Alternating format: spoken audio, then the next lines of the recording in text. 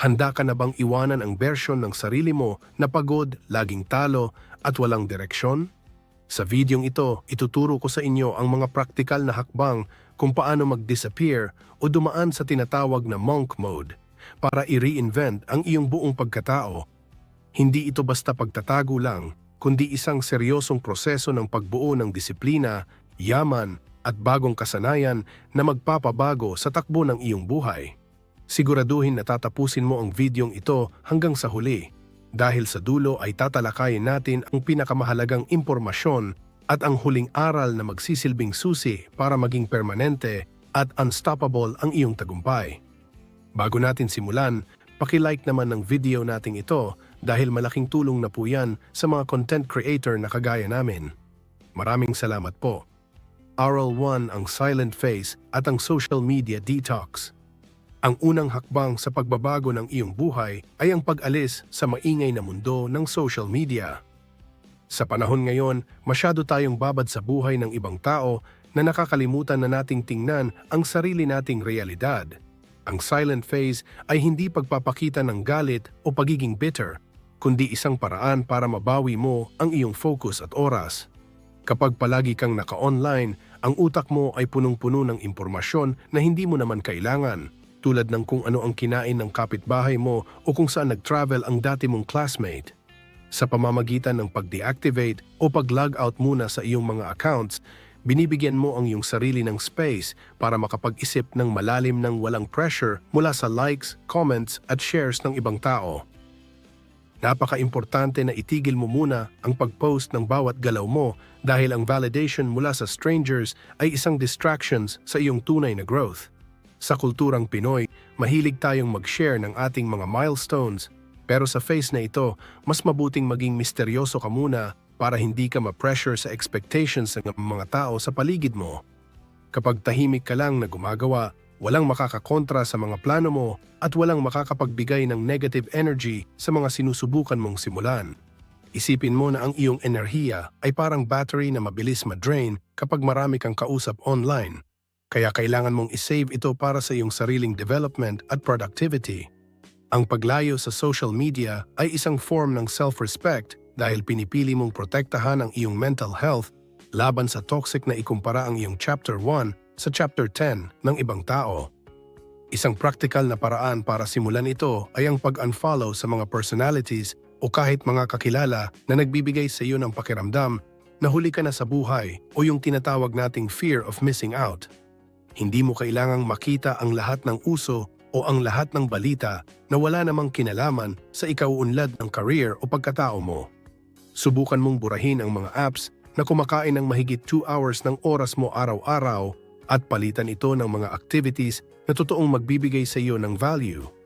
Maraming Pinoy ang nauubos ang oras sa kakahintay ng susunod na viral video, pero ikaw gagamitin mo ang oras na iyon para ayusin ang iyong higaan, maglinis ng kwarto o mag-isip ng susunod na business idea. Ang digital minimalism ay hindi lang tungkol sa pagbabawas ng apps, kundi tungkol sa pagbawi ng control sa iyong atensyon na ninanakaw ng mga algorithm araw-araw. Sa loob ng silent phase na ito, dapat kang magpatupad ng no-reply policy para sa mga usapan na wala namang patutunguhan o yung mga group chats na puro chismis lang ang laman. Hindi ibig sabihin na magiging bastos ka, kundi nilalagyan mo lang ng hangganan ang iyong accessibility para sa ibang tao upang magkaroon ka ng oras para sa iyong sarili. Mas mainam na mag-focus sa iilang tao na totoong nakakatulong sa iyong growth kaysa sa 100 online friends na hindi ka naman kilala sa totoong buhay. Kapag naging less available ka, mas nagkakaroon ng halaga ang iyong oras at mas natututo kang maging independent sa iyong mga desisyon. Ang katahimikan ay isang tool para marinig mo ang sarili mong boses at malaman mo kung ano ba talaga ang gusto mong marating sa buhay nang hindi naiimpluwensyahan ng trend o ng sinasabi ng karamihan. Bilang huling bahagi ng iyong unang aral, linisin mo ang iyong physical at digital environment sa pamamagitan ng pag-organize ng iyong phone home screen at pag-iwan lang ng mga essentials. Ituring mo itong isang reset button kung saan lahat ng distraction ay tinatanggal mo para magkaroon ng malinaw na vision sa susunod na 6 months ng iyong buhay. Ang silent phase ay ang pundasyon ng iyong reinvention dahil dito mo matututunan na ang tunay na tagumpay ay hindi kailangang laging maingay o laging may audience. Kapag master mo na ang pagiging mag-isa at ang pagiging kontento na walang validation mula sa internet, doon mo lang masisimulan ang totoong pagbabago na may matibay na basehan. Tandaan mo na ang pinakamalaking growth ay nangyayari sa likod ng camera sa mga oras na walang nakakakita sa iyo kundi ang sarili mo lang. Aral 2. Audit ng kasalukuyang sarili. Ang ikalawang aral sa iyong paglalakbay ay ang pagharap sa katotohanan sa pamamagitan ng isang seryosong audit sa iyong sarili. Hindi ka makakarating sa destinasyong gusto mo kung hindi mo alam kung nasaan ka talaga sa kasalukuyan, kaya kailangan mong maging tapat sa iyong sarili kahit masakit. Sa kulturang Pinoy, madalas nating idaan sa tawa o sa pagiging bahala na ang ating mga problema, pero sa phase na ito, kailangang itigil mo muna ang pagtakas. Isulat mo sa isang notebook ang lahat ng iyong mga bad habits tulad ng palagiang pagpuyat sa panonood ng mga walang kwentang videos o ang hilig sa paggastos ng pera na wala pa naman sa iyong bulsa. Ang paggawa ng listahan ng iyong mga kahinaan ay hindi para pahiyain ang sarili mo, kundi para magkaroon ka ng malinaw na mapa kung ano-ano ang mga kanto sa buhay mo na kailangan mong ayusin at linisin. Kasama sa audit na ito ang masusing pagtingin sa iyong paligid at sa mga taong madalas mong nakakasama sa araw-araw. Sabi nga nila, ikaw ang average ng 5 people na palagi mong kasalamuha, kaya kung ang mga barkada mo ay puro reklamo lang at walang plano sa buhay, malaki ang chance na magiging ganoon ka rin. Bilang isang kababayan na gustong mag-reinvent, kailangan mong suriin kung ang environment mo ba ay tumutulong sa iyong paglago o ito ba ang humihila sa iyo pabalik sa iyong lumang bersyon. Kung ang bawat inuman o tambay ay nauuwi lang sa pag-uusap tungkol sa buhay ng ibang tao o sa mga pangarap na walang gawa, baka ito na ang tamang panahon para dahan-dahang lumayo. Ang pagpili sa iyong circle ay hindi pagiging mayabang, kundi isang paraan ng pag-aalaga sa iyong mental space at sa iyong kinabukasan. Hindi rin matatapos ang iyong self-audit kung hindi mo titingnan ng diretso ang iyong kalagayang pinansyal o ang iyong financial inventory. Bilangin mo ang bawat utang mo mula sa maliliit na hiram sa kaibigan hanggang sa mga bayarin sa credit card o apps at isulat mo ang eksaktong total nito sa papel. Maraming Pilipino ang natatakot gawin ito dahil ayaw nilang makita kung gaano kalalim ang butas, pero ang pagtanggap sa iyong financial reality ang unang hakbang para makalaya rito. Tingnan mo rin ang iyong savings at tanungin ang sarili kung ilang buwan kang mabubuhay kung sakaling mawalan ka ng trabaho bukas. Ang pagiging aware sa iyong wallet ay magbibigay sa iyo ng disiplina na kailangan mo para sa susunod na mga buwan dahil alam mo na ang bawat pisong mawawala ay dapat may kabuluhan. Pagkatapos mong ayusin ang iyong finances at social circle, kailangan mo namang tingnan ang iyong skill gap o ang mga kakayahan na wala ka pa sa ngayon. Sa mundo ng e-commerce at digital work, napakabilis ng pagbabago kaya dapat mong tanungin ang sarili mo kung ang skills mo ba ay pang 1995 pa o pang 2026 na. Kung gusto mong magkaroon ng mas malaking income o mas magandang career, kailangan mong matukoy kung anong mga bagong kaalaman at talaman ang dapat mong pag-aralan, gaya ng technical skills o communication mastery. Huwag mong lokohin ang sarili mo na sapat na ang alam mo dahil ang taong tumitigil sa pag-aaral ay ang taong unang naiiwanan ng panahon.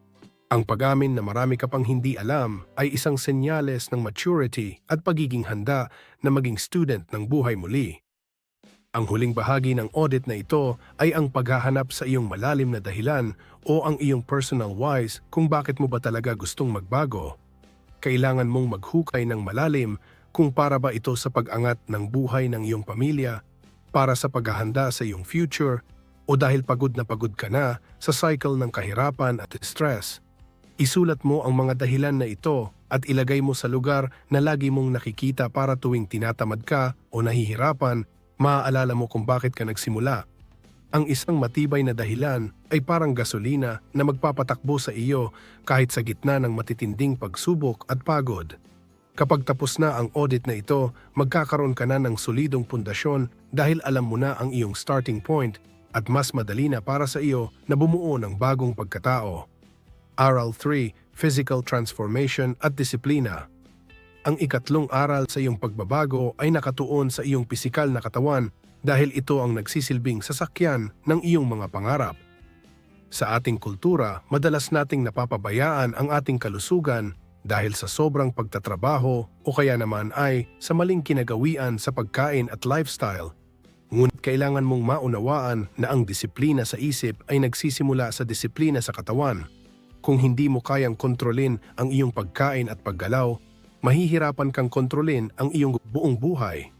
Ang physical transformation sa yugtong ito ay hindi lamang tungkol sa pagkakaroon ng abs o magandang katawan para sa forma, kundi tungkol sa pagpapatunay sa iyong sarili na kaya mong sundin ang mga utos na ibinibigay mo.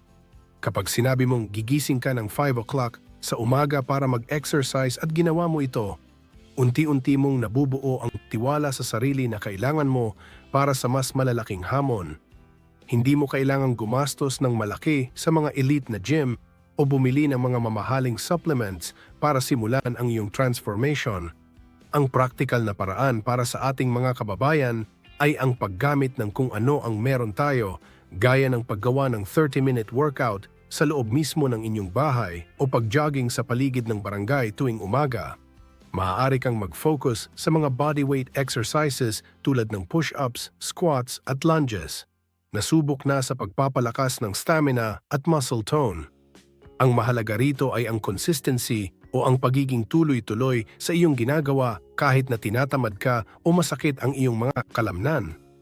Ang pag-ehersisyo ay naglalabas ng endorphins na nakakatulong sa iyong mental health, kaya mapapansin mo na mas nagiging malinaw ang iyong pag-iisip at mas positibo ang iyong pananaw sa buhay pagkatapos mong gumalaw-galaw.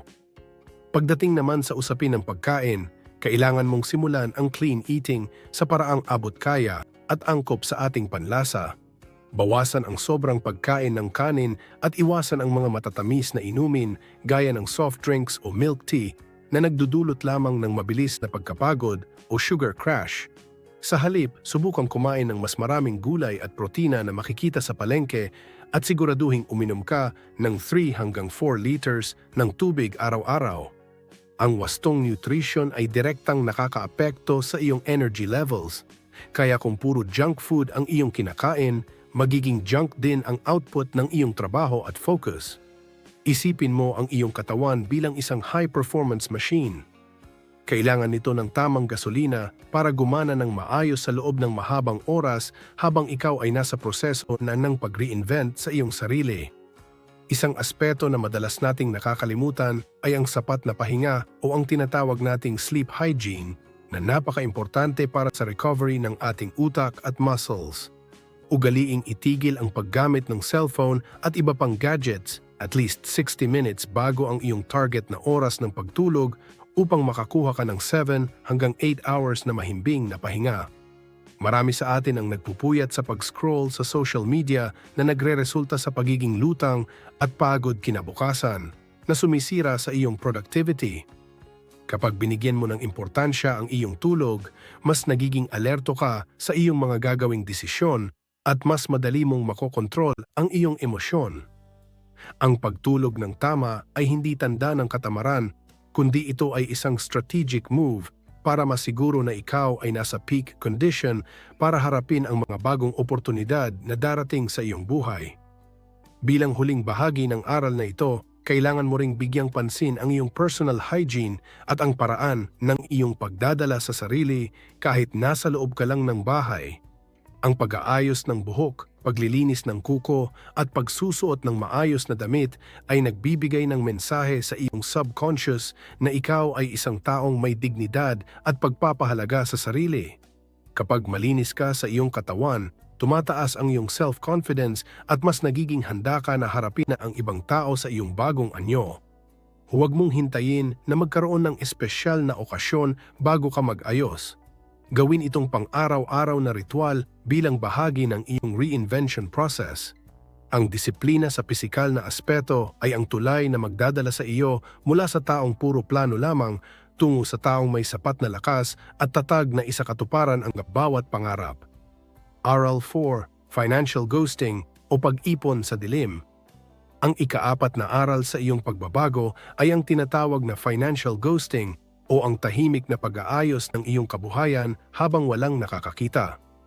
Sa ating lipunan, madalas tayong ma-pressure na ipakita na okay tayo sa pamamagitan ng pagbili ng mga bagay na hindi naman natin kailangan para lang mapahanga ang mga tao na hindi naman natin gusto.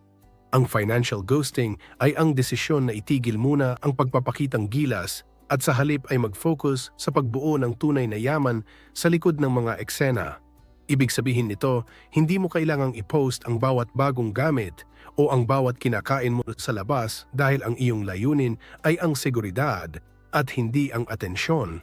Sa loob ng phase na ito, magiging ghost ka pagdating sa mga gastos na walang saysay upang mailaan mo ang bawat sentimo sa iyong kinabukasan. Isang matibay na paraan para simulan ang disiplinang ito ay ang paggamit ng 70-20-10 rule na dapat mong sundin ng walang mintis. Ang 70% ng iyong kinikita ay mapupunta sa iyong mga pangunahing gastusin o bills. Ang 20% ay ilalaan mo para sa iyong savings or investments at ang 10% ay para sa tithes o pagtulong sa iba. Maraming Pilipino ang nahihirapan mag-ipon dahil nauuna ang gastos bago ang tabi. Pero ikaw ay dapat maging iba. Unahin mong bayaran ang iyong sarili bago ang kahit sino. Ang 20% na itinabi mo ay ang iyong magiging bala para sa mga susunod na business opportunities o para sa iyong emergency fund na magliligtas sa iyo sa oras ng kagipitan. Kapag naging strikto ka sa format na ito, makikita mo na dahan-dahang lumalaki ang iyong ipon nang hindi namamalayan ng mga tao sa paligid mo. Kailangan mo ring maging masinop sa pagtatala ng bawat labas ng pera sa pamamagitan ng isang budgeting app o kahit isang simpleng notebook lang. Isulat mo ang bawat piso na lumalabas sa iyong bulsa mula sa pamasahe sa jeep hanggang sa barya na ibinigay mo sa tindahan para sa isang pakete ng kape. Ang pagkakaroon ng ganitong uri ng visibility sa iyong finances ay magpapakita sa iyo kung saan ba talaga naglalaho ang iyong pinaghirapan. Madalas kasi ay namamatay ang ating budget dahil sa mga maliliit na gastos na akala natin ay wala lang. Pero kapag pinagsama-sama ay malaking halaga na pala. Kapag kontrolado mo ang iyong cash flow, mas nagkakaroon ka ng kapangyarihan na idirekta ang iyong pera sa mga bagay na magbibigay sa iyo ng long-term na resulta sa halip na panandaliang saya lang. Habang ikaw ay nakadisappear, gamitin mo ang iyong mga gabi at free time para maghanap at mag-focus sa isang side hustle na magbibigay sa iyo ng extra income.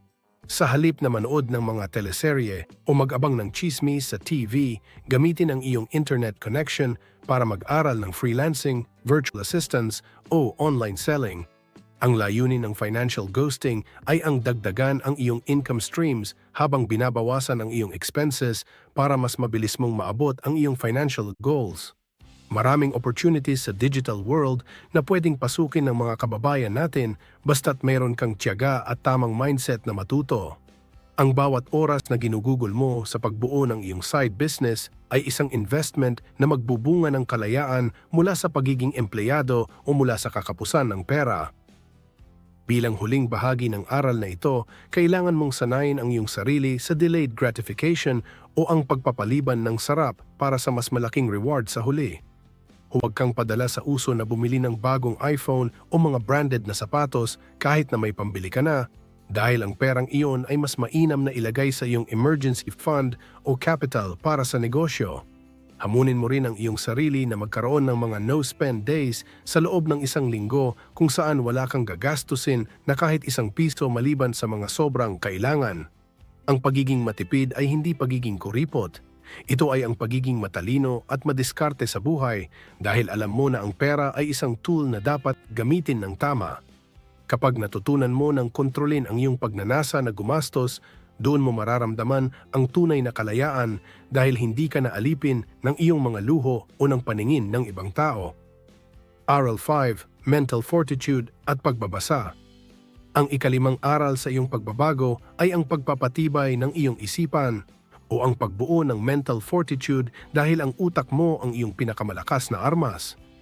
Sa mundong puno ng negatibong balita at ingay, madaling mawala sa wisyo o panghinaan ng loob ang ating mga kababayan, lalo na kapag mabigat ang mga pagsubok. Ang pag-reinvent sa sarili ay nangangailangan ng matibay na pundasyon ng pag-iisip upang hindi ka basta-basta matibag ng mga kritiko o ng sarili mong pagdududa. Kailangan mong ituring ang iyong isip na parang isang garden na dapat linisin sa mga damong ligaw at tamnan ng mga bagong kaalaman.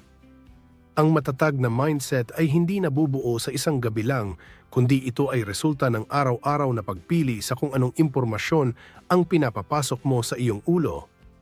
Isang epektibong paraan para mapalawak ang iyong pananaw ay ang pagbabasa ng kahit isang libro bawat buwan na nakatuon sa mindset at personal development. Hindi mo kailangang maging magaling sa English o maging mahilig sa akademya para gawin ito dahil marami namang babasahin na madaling intindihin tungkol sa tagumpay at disiplina.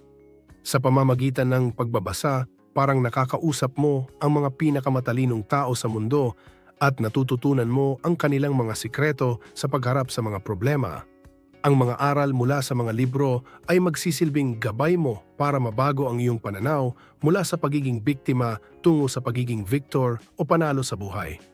Kapag nasanay ka ng magbasa, mapapansin mo na mas nagiging malalim ang iyong pangunawa at mas marami kang naiisip na solusyon sa halip na tumuon lang sa mga hadlang. Bukod sa pagbabasa, napaka-importante rin ng daily journaling o ang pagsusulat ng iyong mga iniisip at nararamdaman sa isang notebook. Tuwing umaga o bago matulog, isulat mo ang 3 na bagay na ipinagpapasalamat mo at 3 na goals na gusto mong matapos para sa susunod na araw. Ang pagsusulat ay isang paraan para mailabas ang stress at para magkaroon ka ng malinaw na direksyon sa bawat hakbang na iyong gagawin.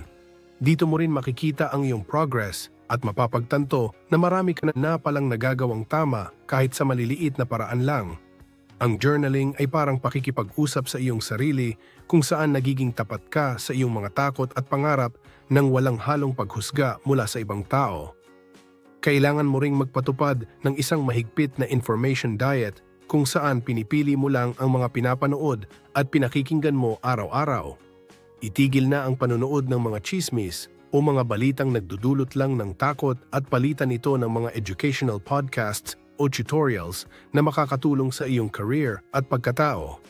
Maraming libreng content sa internet na magtuturo sa iyo tungkol sa financial literacy, emotional intelligence, at leadership na mas kapaki-pakinabang kaysa sa mga viral na away sa social media. Ang iyong focus ay isang mahalagang resource kaya huwag mo itong hayaang maubos sa mga bagay na hindi naman nakakapagpabuti sa iyong kalagayan. Kapag naging mapili ka sa impormasyon, mas magiging kalmado ang iyong isipan at mas mabilis mong maa-absorb ang mga bagong kasanayan na kailangan mo. Bilang huling bahagi ng aral na ito, simulan mong mag-practice ng stoicism o ang sining ng hindi pagpapaapekto sa mga bagay na hindi mo naman kontrolado. Bilang mga Pinoy, madali tayong ma-stress sa traffic, sa ulan, o sa sinasabi ng ating mga kamag-anak. Pero kailangan mong matutunan na ang tanging kontrolado mo lang ay ang iyong reaksyon. Sabayan mo rin ito ng positive affirmations kung saan paulit-ulit mong sinasabi sa iyong sarili ang iyong bagong identity hanggang sa maniwala ang iyong subconscious mind. Sabihin mong ikaw ay disiplinado, ikaw ay masipag, at ikaw ay karapat-dapat sa tagumpay na iyong pinagsisikapan. Ang mental fortitude ay ang iyong magiging panangga sa mga oras na gusto mo nang sumuko, at ito ang magpapanatili sa iyo sa tamang landas habang binubuo mo ang iyong bagong sarili. ARAL 6 Mastery of a New Skill. Ang ika-6 na aral sa iyong paglalakbay ay ang paggamit ng iyong katahimikan para maging eksperto sa isang bagong kakayahan.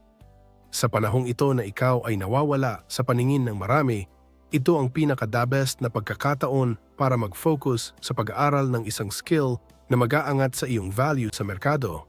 Marami sa ating mga kababayan ang kontento na sa kung ano ang alam nila, pero sa modernong mundo, ang taong may specialized skill ang siyang laging nakakakuha ng mas malaking kita at respeto. Hindi sapat na masipag ka lang, dapat ay mayroon kang kakaibang galing na handang bayaran ng mga tao o ng mga kumpanya. Ang mastery ay hindi nakukuha sa tiyamba, kundi sa seryosong paglalaan ng oras para hasain ang iyong talento habang ang iba ay abala sa paglalaro o pagtulog. Para magawa ito, kailangan mong magpatupad ng tinatawag na deep work sessions kung saan maglalaan ka ng 2 hanggang 4 hours bawat araw na walang kahit anong istorbo. Ibig sabihin nito naka-silent ang iyong phone, walang nakabukas na social media, at ang buong atensyon mo ay nasa pag-aaral o pagpapractice lang. Sa simula ay mahirap itong gawin dahil ang utak natin ay sanay sa mabilis na distractions. Pero kapag nasanay ka na, makikita mo kung gaano kabilis ang iyong pag-unlad. Ang deep work ay ang sikreto ng mga pinakamahuhusay na tao sa mundo para makabuo ng dekalidad na output sa loob ng maikling panahon. Isipin mo na ang bawat oras ng matinding focus ay isang investment na magbubunga ng mastery na hindi basta-basta mananakaw ng kahit sino sa iyo. Huwag mong limitahan ang sarili mo sa kung ano lang ang natutunan mo sa school dahil ang internet ay punong-puno ng mga libreng online certifications mula sa malalaking kumpanya tulad ng Google at HubSpot. Gamitin mo ang iyong oras para kumuha ng mga kurso tungkol sa digital marketing, data analysis, web design o kahit anong skill na in-demand sa kasalukuyan. Ang pagkakaroon ng mga certificates na ito ay magbibigay sa iyo ng kredibilidad at tiwala sa sarili kapag oras na para ipakita mo ang iyong bagong version sa mundo. Hindi mo na kailangang bumalik sa kolehiyo para matuto ng bago. Ang kailangan mo lang ay ang matinding disiplina na tapusin ang bawat module at intindihin ang bawat lesson. Ang pagiging self-taught ay isang katangian na lubos na hinahangaan dahil pinapakita nito na ikaw ay may kusa at determinasyon na umasenso. Napaka-importante rin na huwag ka lang manatili sa teorya o sa pagbabasa lang, kundi kailangan mong magkaroon ng practical application sa bawat natutunan mo. Gumawa ka ng sarili mong mga sample projects o bumuo ka ng isang portfolio na magsisilbing ebidensya ng iyong galing sa iyong napiling larangan. Kung nag-aaral ka ng graphic design, gumawa ka ng 10 na sample logos. Kung writing naman, sumulat ka ng 10 na articles tungkol sa iba't ibang paksa. Ang paggawa ay ang pinakamabilis na paraan para malaman mo kung saan ka pa nagkakamali at kung ano pa ang dapat mong i-improve sa iyong craft. Ang isang matibay na portfolio ay mas malakas pa kaysa sa anumang salita dahil pinapakita nito ang aktwal na resulta ng iyong pinaghirapan habang ikaw ay nasa silent phase. Bilang huling bahagi ng aral na ito, kailangan mong sundin ang 1% rule kung saan ang layunin mo lang ay maging 1% na mas magaling araw-araw kaysa kahapon. Huwag mong madaliin ang proseso dahil ang tunay na mastery ay parang pagtatanim ng puno na nangangailangan ng oras para lumaki at magbunga. Humanap ka rin ng mga virtual mentors o sundan mo ang mga successful na tao sa iyong field at pag-aralan mo kung paano sila magtrabaho at mag-isip. Huwag kang matakot na magsimula sa ilalim dahil lahat ng eksperto ay nagsimula rin bilang mga beginners na hindi sumuko. Ang pag-disappear mo ay magkakaroon ng tunay na saysay kapag bumalik ka na bitbit ang isang bagong skill na magbabago sa takbo ng iyong career at ng iyong buong buhay. Aral 7. Emotional Independence. Ang ikapitong aral sa iyong pagbabago ay ang pagbuo ng emotional independence o ang kakayahang hindi umasa sa ibang tao para sa iyong sariling kaligayahan at kapanatagan. Sa ating kulturang Pinoy, napakahigpit ng ating ugnayan sa pamilya at mga kaibigan, na madalas ay nauuwi sa pagiging dependent natin sa kanilang opinyon o emosyon bago tayo makaramdam ng saya. Ang pag-reinvent sa sarili ay nangangailangan ng lakas ng loob na tumayo sa sarili mong mga paa at tanggapin na ikaw ang tanging responsable sa iyong nararamdaman. Kapag natutunan mong maging emosyonal na malaya, hindi ka na basta-basta madidiktahan ng kung ano ang dapat mong maramdaman sa tuwing may sasabihin ng iba tungkol sa iyong mga desisyon. Ang kalayaan na ito ang magbibigay sa iyo ng kapayapaan habang tinatahak mo ang landas na ikaw lang ang nakakaintindi sa simula. Isang malaking bahagi ng aral na ito ay ang pagtanggap na ang solitude o ang pag-iisa ay isang kapangyarihan at hindi isang parusa. Kailangan mong matutunan na kumain sa labas, magkape sa isang shop, o maglakad sa parke ng mag-isa nang hindi nakakaramdam ng hiya o pagkailang. Marami sa ating mga kababayan ang takot mapag-isa dahil iniisip nila na huhusgahan silang malungkot o walang kaibigan, pero ang totoo, ang taong komportable sa sariling kasama ay ang taong pinakamahirap manipulahin. Sa mga sandali ng pag-iisa, mas nakikilala mo ang iyong sarili, ang iyong mga pangarap at ang iyong mga limitation nang walang ingay mula sa labas. Ang pagiging komportable sa solitude ay senyales na hindi mo na kailangan ng constant distractions para lang takasan ang sarili mong mga iniisip. Kailangan mo ring matutunan ang sining ng pagsasabi ng no nang walang halong guilt o pagsisisi sa iyong kalooban. Bilang mga Pinoy, madalas tayong mag-yes sa mga inuman, outing o mga pakiusap kahit na labag ito sa ating schedule o budget dahil ayaw nating makasakit ng damdamin o matawag na KJ. Ngunit ang pag-reinvent sa sarili ay nangangailangan ng boundary setting kung saan inuuna mo ang iyong mga prioridad kaysa sa panandaliang saya ng iba. Ang pagsasabi ng hindi sa mga bagay na hindi naman nakakatulong sa iyong growth ay isang paraan ng paggalang sa iyong sariling oras at enerhiya. Hindi mo kailangang magpaliwanag ng mahaba. Sapat na ang malaman mo sa sarili mo na ang iyong no sa kanila ay isang malaking yes para sa iyong kinabukasan. Ang pagpapatawad o ang pagbitaw sa mga sama ng loob o grudges ay isa ring mahalagang sangkap ng emotional independence. Hindi mo mapapatakbo ng mabilis ang iyong bagong buhay kung may dala-dala kang mabigat na bagahe ng galit sa mga taong nanakit o nag-traitor sa iyo noon. Ang pagpapatawad ay hindi para sa kanila, kundi para sa iyong sarili upang magkaroon ka ng space para sa mga positibong emotion na kailangan mo sa iyong pagbabago. Huwag mong hayaan na ang mga pagkakamali ng ibang tao sa nakaraan ang maging hadlang sa iyong pag-asenso sa kasalukuyan. Kapag naging malaya ka na sa galit, mas magiging magaan ang iyong pakiramdam at mas madali mong maibubuhos ang iyong atensyon sa pagbuo ng mas matagumpay na bersyon ng iyong pagkatao. Bilang huling bahagi ng aral na ito, kailangan mong sanayin ang iyong sarili sa self-validation sa halip na maghanap ng likes o compliments mula sa internet o sa paligid mo. Sa panahon ng iyong pag-disappear, walang magpapalakpak sa bawat small wins mo at kailangang maging sapat na sa iyo ang alam mong nagtatrabaho ka at umuusad ka. Ang tunay na kumpiyansa ay nagmumula sa loob at hindi sa bilang ng mga taong sumasang-ayon sa iyo o pumupuri sa iyong ginagawa. Kapag hindi mo na kailangan ang approval ng iba para maramdamang mahalaga ka, doon ka palang magiging tunay na unstoppable. Ang emotional independence ay ang iyong magiging anchor o angkla na mananatiling matatag kahit anong bagyo o hirap ang dumating sa iyong reinvention journey. Aral 8. Spiritual Reconnection. Ang ikawalong aral sa iyong pagbabago ay ang paghahanap ng koneksyon sa mas malalim na aspeto ng iyong pagkatao o ang tinatawag nating spiritual reconnection.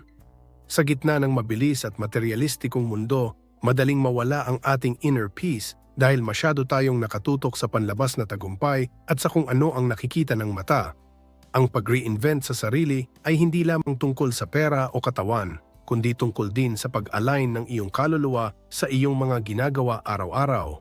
Para sa ating mga kababayan, ang spiritualidad ay isang matibay na sandigan na nagbibigay ng pag-asa sa gitna ng mga kalamidad at personal na krisis. Kapag mayroon kang matatag na espiritual na pundasyon, mas nagiging malinaw ang iyong layunin at mas madali mong matatanggap ang mga bagay na hindi mo kontrolado. Isang praktikal na paraan para simulan ito ay ang paglalaan ng 10 minutes ng katahimikan pagkagising mo sa umaga para sa meditation o prayer. Sa halip na cellphone, agad ang hawakan mo, subukan mong maupo lang ng maayos, huminga ng malalim, at iset ang iyong intensyon para sa buong araw.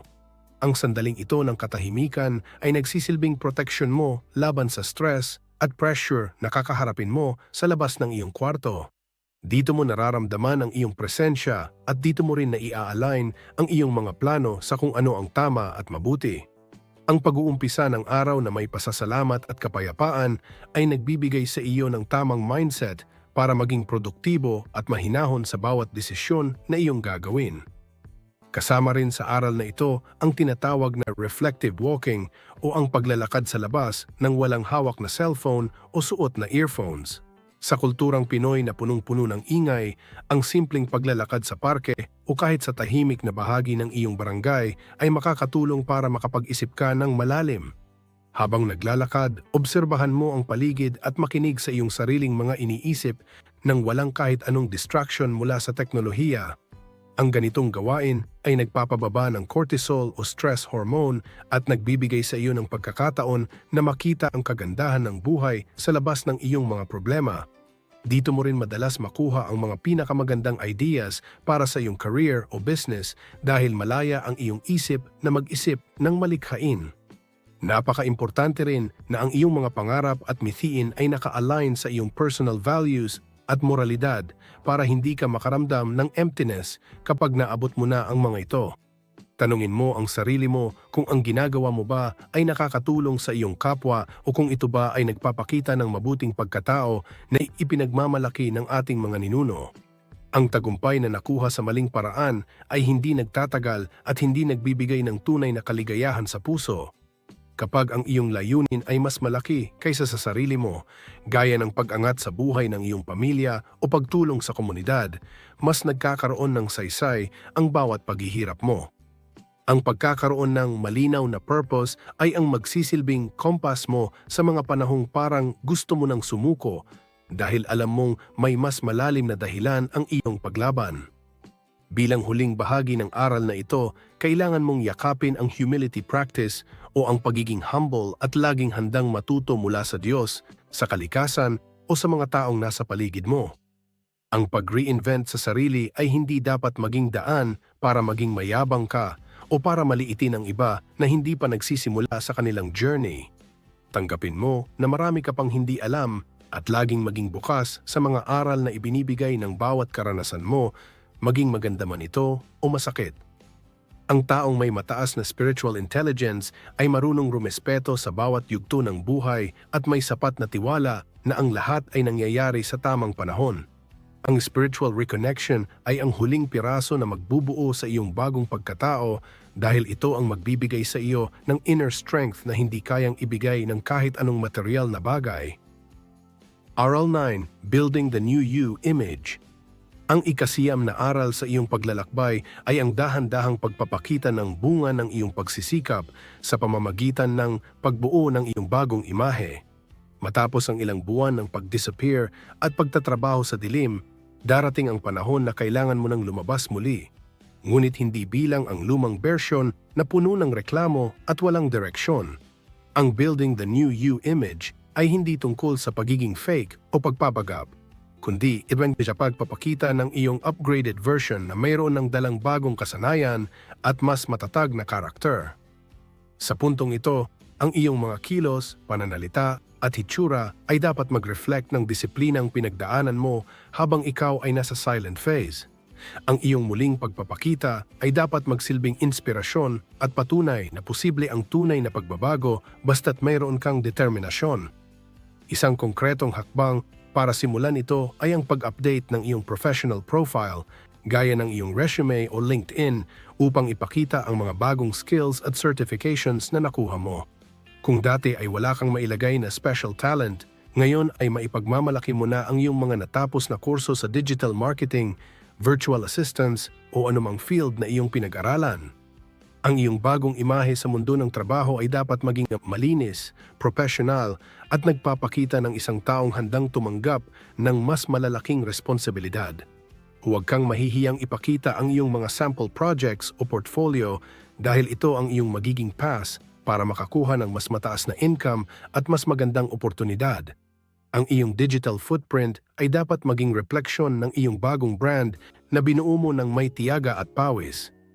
Kung magdedesisyon ka namang bumalik sa social media, siguraduhin na ang iyong curated content ay naaayon sa iyong mga bagong values at layunin sa buhay. Sa halip na mag-post ng mga walang kwentang rants o makisali sa mga online away, gamitin ang iyong platform para magbahagi ng mga aral o inspirasyon na nakatulong sa iyong pagbabago.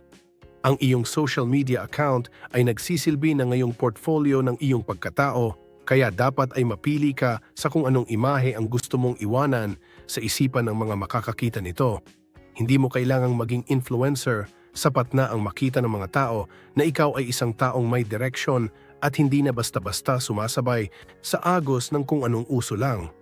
Ang iyong pagbabalik sa online world ay dapat may layunin at hindi lang dahil sa boredom o pangangailangan ng atensyon. Mapapansin din ng mga tao sa paligid mo ang iyong better communication skills dahil mas naging maingat ka na sa iyong pananalita at mas may laman ang iyong mga sinasabi. Ang isang taong nag-reinvent ng sarili ay hindi na basta-basta nagsasalita ng walang saysay. Sa halip, mas pinipili mong makinig at magbigay ng opinyon na may basehan at katuturan. Ang iyong paraan ng pakikipag-usap sa pamilya, kaibigan at katrabaho ay dapat magpakita ng respeto at tiwala sa sarili na binuo mo sa loob ng maraming buwan. Ang iyong boses ay magkakaroon ng bigat dahil alam ng mga tao na ikaw ay isang taong may paninindigan at hindi na mabilis mauto ng kung ano-anong chismis o negativity. Ang maayos na komunikasyon ay isa sa pinakamahalagang aspeto ng iyong bagong imahe dahil ito ang nagbubukas ng mga pintuan para sa mas malalim na koneksyon sa ibang tao. Bilang huling bahagi ng aral na ito, kailangan mong simulan ang pagpili ng quality circles o ang pagsama sa mga taong nasa antas na gusto mong marating.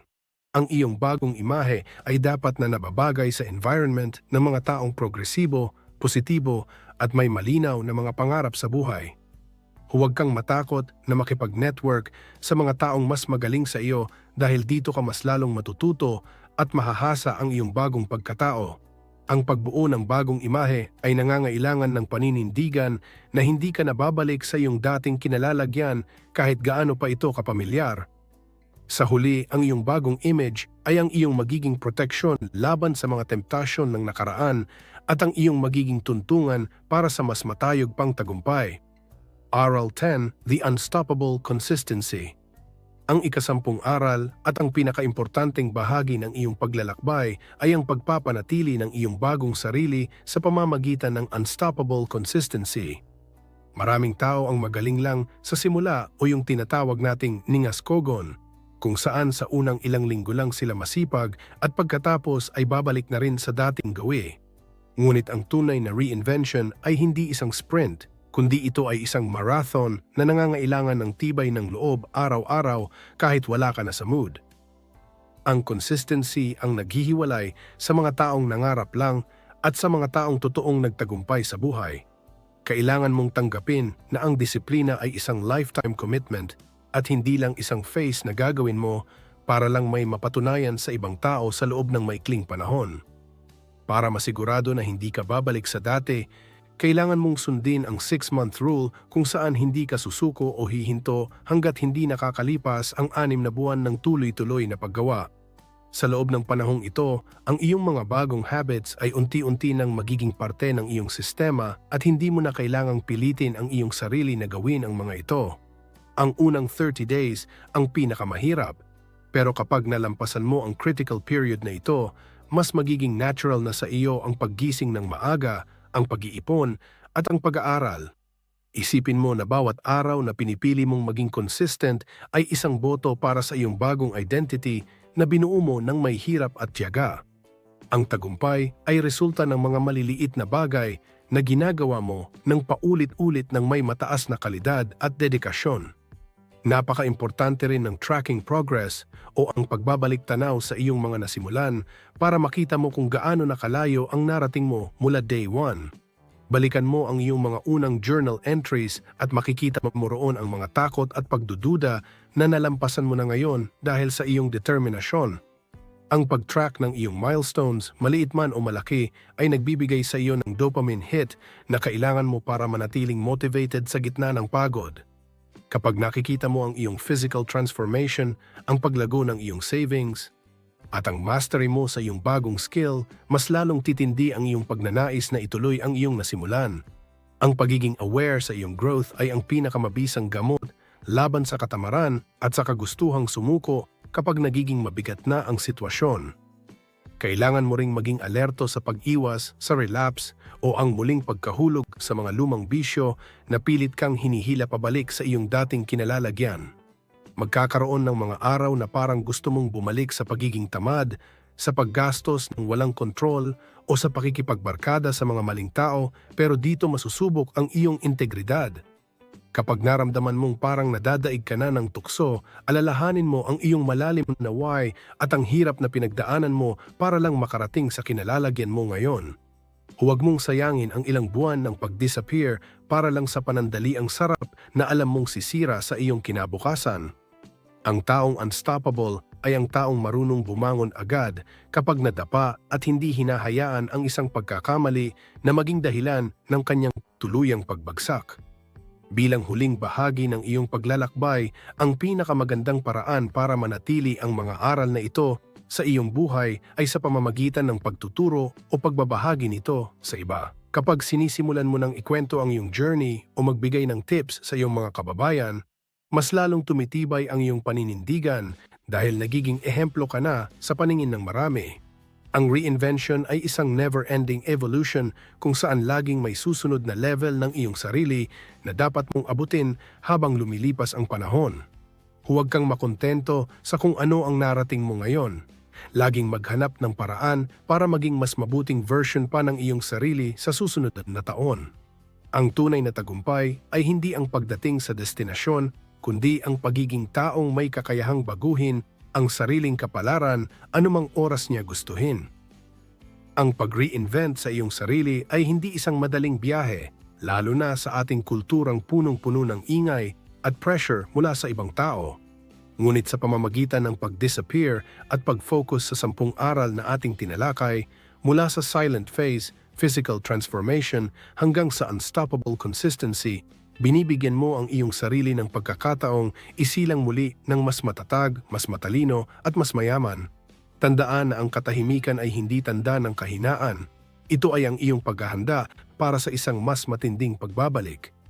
Ang bawat sakripisyo mo sa dilim, ang bawat pag-iwas sa luho at ang bawat oras ng pag-aaral ng bagong skill ay magbubunga ng tagumpay na hindi na basta-basta mawawala sa iyo. Huwag kang matakot na mawala pansamantala sa paningin ng mundo dahil ang mahalaga ay hindi ka nawawala sa landas patungo sa iyong pangarap. Panindigan mo ang iyong bagong identity at ipakita sa lahat na ang isang Pilipinong may matinding disiplina ay walang hindi kayang abutin. Paki-like ang videong ito kung nagustuhan ninyo, mag-comment sa baba kung ano ang natutunan nyo dito, at para sa mga iba pang content like this, mag-subscribe kayo sa ating YouTube channel ang Tips in Life. Maraming salamat. Disclaimer, ang lahat ng impormasyon na ibinahagi dito ay para sa edukasyon at inspirasyon lamang. Maraming salamat.